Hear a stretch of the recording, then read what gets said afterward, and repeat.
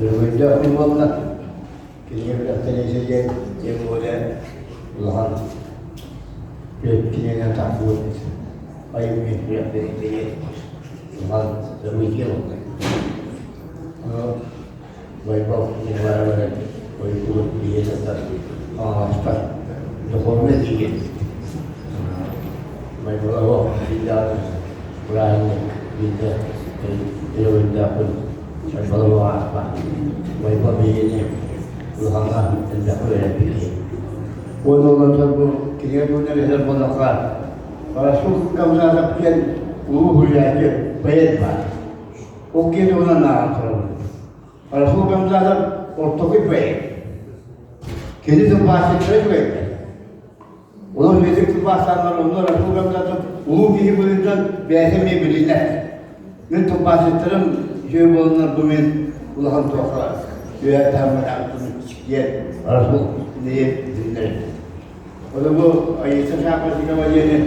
Istimewa. Kalau dijarul ni suka kejunan letakkan lahat bersebilan masalah. Kalau istilah istilah boleh ibagu boleh untuk mengusta kejunan meter banget. Lahat bersebilan masalah. Bol doa. Hemen tutuş deyilap. Onun sekreter üyesi olan bu yöneten bu Allah'ın gibi onun akan zor. Anadolu'dan polis devletin bundan ayak çalışıyor. Mümkün yasa bu beşliğin bu varılar demenin ne? İçeride ahide.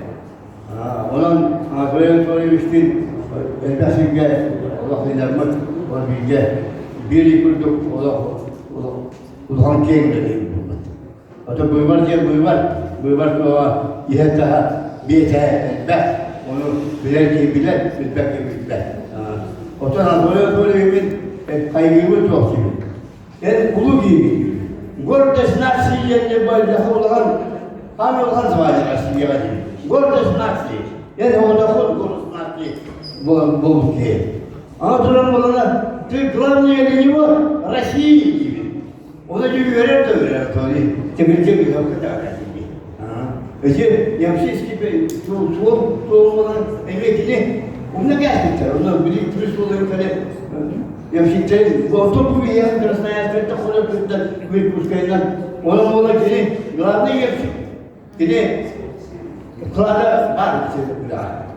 Onu doktorlar bilirler. O ilaçların orada stasiye nominasını verirler. Orang-orang tu kemudian berulah kerana sesuatu para diklar itu ada hidup para diklar hidup dalam